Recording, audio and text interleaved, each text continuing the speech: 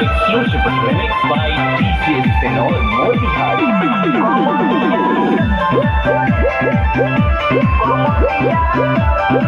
भूइयां बिछा के चटाई